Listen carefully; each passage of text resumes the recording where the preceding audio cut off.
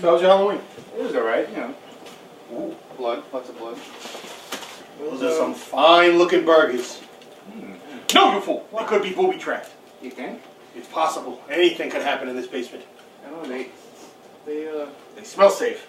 they smell a little Whose glasses are these? German Irish. They look familiar. I've never seen them before. I know I've seen these glasses on someone before. But Wait a minute. This shirt. I've seen the other Pete wear this shirt. You know, I've seen these look like the other Pete's jeans. I only saw him take them off once, Yeah. and none of those teenage girls were happy about it. No. Ah, but burgers. I'll do burgers. Yeah, what are we looking at here?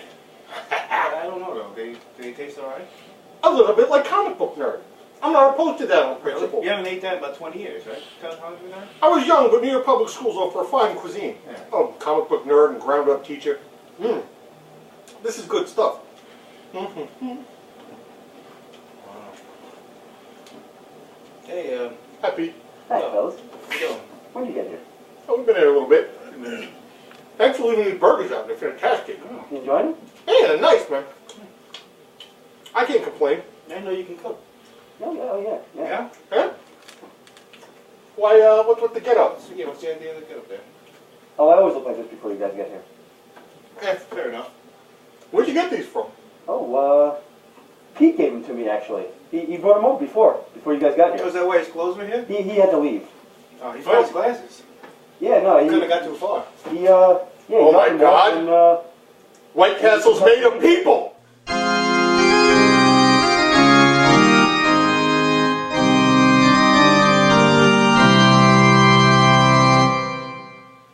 What's up, everybody? Welcome to the Halloween episode of Pete's Basement.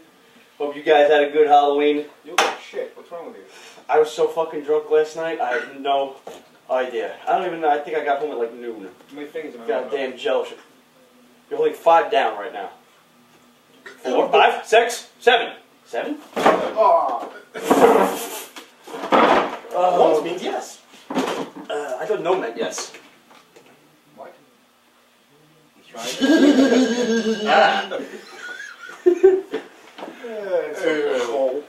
Halloween hangovers and hamburgers this week on Pete's Basement. So let's say we get right into it, man. Yeah, man. So, what do we have first? I say we go right into the events this week Yeah, with Final Crisis. I got nothing in front of me but a cheeseburger, so help me out here. Alright, so Final Crisis number 4 came out last week. I did not understand the look of it. It's still possibly the most coherent issue of the book. That said, it's still not really living up to any of the stuff that is supposed to be going on. It's not coherent. There's a lot of flashes hugging a lot. A lot of hugging flashes. That's the other thing. You can't really tell them apart. They used to have different costumes. All of a sudden, they have the same exact costume. It still reads to me like just a big Justice League story. It's not that impressive. But I'll tell you what part of Final Crisis I did like. And this actually has nothing at all to do with Final Crisis, but it's still fantastic. Or maybe it's fantastic because it has nothing to do with it. Is Rage of the Red Lanterns came out last week. Got the other cover too. Yeah, which is a better cover real actually. sick. Which is absolutely fucking great. There's really no reason to call this Final Crisis Rage of the Red Lantern. This should just be a standalone Green Lantern link. Yeah, there's nothing to it. It's great. And it's fantastic. That's why. I have one part of it that actually I'm gonna have to shit all over. The kitty cat. What the fuck was going on? There's a kitty cat. It's in outer space and it vomits blood. And it's cute and little and it blows up heads. Yeah, I mean it reminds me of a pet my dad used to have. I was going to say, what happened to Twinkles? Not doing so good. That is a really sick splash page. Yeah. I have to note. And basically the cat really ruins it. Really does. Yeah. We're going to refer to this as the Bleeding Pussy issue of DC Comics. Good call. Thank you. My wife will stab me for that later. Here it is. Here's the spread. I didn't make it up. They gave it a costume. I don't know what the fuck is going on with that. Otherwise, it's a great issue.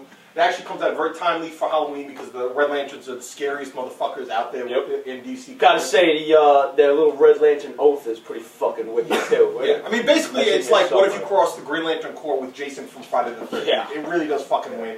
And they reveal at the end one member of the Blue Lantern Corps, the first and only member at the moment. Yeah, thus far. Saint Walker, which is kind of a weird name, and he looks like something Clive Barker would have invented. But it's a really great issue. Jeff John, once again, proving that he can write the shit out of the Green Lantern universe. And moving on, and that's pretty much it, by the way. We haven't touched anything else from Final Crisis, even though there's about 42 other fucking tie-ins. Fuck that, fuck you, Hope Dan Didio has herpes. Moving right along. I do want to mention one quick thing, since we're still on DC. Oh, no. This looks really cool. This Brian Azzarello Joker book. It's a standalone graphic novel. They say it's supposed to be a tribute to Heath Ledger. We may review it next week when we... I'm actually going to... It was $20 in the store. I'm going to order it from Amazon because I'm sure I can get it for like 15 or so. If any of you guys, if any of you have read it out there, please email us in and let us know what you think. Yeah, let us know. Secret Invasion 7 came out last week. Steve, Steve had a pretty clear comment on this one. I didn't like it. It was I couldn't understand. There was too much shit going on. And every single. What the hell happened at the end? Was she like electrocute them? She's taking away their powers or some shit? I don't know. I don't know. Not clear at all. What's going on? It's basically just a big battle scene, and it's not. And it's drawn well, but it's not drawn clearly. It's not drawn clearly. Yeah, no, his paneling really doesn't work. It's too busy. Too much is going on. And I have a feeling you could really sort of like skip this issue. It's not like there's a lot of resolutions. You know what though? One cool thing that happened: Hawkeye's back. Yeah, and kicks ass. And bad fucking ass too, no less. Yeah, I'm really kind of pleased about that. When they got rid of him, it made no sense. When they brought it back, as Ronin, it made even less sense. Yeah, so I'm really glad that they're sort of reestablishing him as the badder motherfucking version of Green Arrow. Yeah. If you guys want to see an issue that has just as much action but is a lot clearer.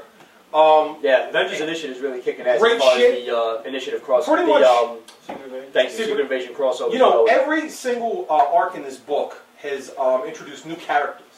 And unlike a lot of other Marvel books or books in general that introduces like new characters then forgets about them, this brings them all together. I mean, like this book actually tied the entire Marvel universe together, and it's a pretty slept-on book. I know you hate Dan Slott for his work on Spider-Man, but he does really good stuff. Him and Crystal's game. I don't hate him. I just wish some sort of harm on him, like a broken knee. I can understand that. That makes sense. Hate is a straw. I feel the same way about Sarah Palin. Right. So it works out good. So Dan Slott's been doing that though for the whole run, right? Yeah. I'm really pleased with this. I can't recommend it enough. And I'm really glad they turned fucking Thor Girl into the Skrull. Yeah, I hated that bitch. Yeah, I'm sorry if that was a spoiler, kids, but it's a good one. And there's a lot of other characters that pop up in this. They made Cloud9 a bad bitch in this series. I like Ant-Man, that he's just like a coward. Yeah, no, he's an absolute pussy. And that's great. Cloud9, they've turned it into like the coldest bitch in the Marvel universe. And she started off like this chipper. Spoiler, she started out as this like chipper little dumbass. Yeah. Spoiler alert, she's now like the best sniper in the fucking Marvel universe. She's got a sniper rifle with adamantium bullets. She floats in clouds and just like clips people from the heavens. Cool as shit. Artwork's not great, but the story makes it worth it. On the other hand, side of it, New Avengers. I didn't even read it. Well, that's because it came out alongside Mighty Avengers, which was garbage. How was that one? This one talks about what the Crooks were doing when the whole crisis was starting, the final invasion was starting. So it's kind of cool. Bendis really likes the character the Hood. You find out who the Hood is, where his powers come from. That's pretty. There was actually a Max book. It was I think a 6-issue limited series. Yeah. Brian K. Vaughan. That was a slept-on book actually. Because I didn't. He invented the character. Well, Brian Vaughan ended up going on to do Why the Last Man and a few other books. That was what he cut his teeth on, though. And the Hood. He was like just a regular thug that came across this magic cloak. Yeah, and made himself like the junior kingpin of the fucking Marvel universe. Yeah. You find out, spoiler alert, his powers, the cloak is from Dormammu. Doctor Strange. Yeah, he did have some kind of tie into that. And that's, that's what it is. You find out at the end of the issue, that's pretty much the only reason to buy that. Secret Invasion Nova, Darkhawk and Quasar continues to be a fucking bad-ass book. Danny Abnett is killing it right now. The artwork isn't great. It has the return of Quasar. It has Darkhawk kicking everybody's ass. And at the end of it... Darkhawk's kind of a guilty pleasure of mine. Yeah, I know. He can't... Yeah, I mean, he's one of those characters that no one bought the series, but they like seeing him make cameos. I bought the series. You sad little man. I actually wish that they didn't put him on the cover, even though the cover last month was really good with the painting and everything. I wish they would have just kept him as a total surprise. As you just turn the page like, fucking Darkhawk all of a sudden. This is a great issue, and the end of it, spoiler alert again, has the return of the Nova Corps, which is actually pretty fucking cool. They've pretty much turned over. They've turned over like all the cosmic storylines to Dan Abnett. I got no complaints. I haven't written over in about 4 or 5 months ever since the first. Ever since the cheeseburgers loaned me the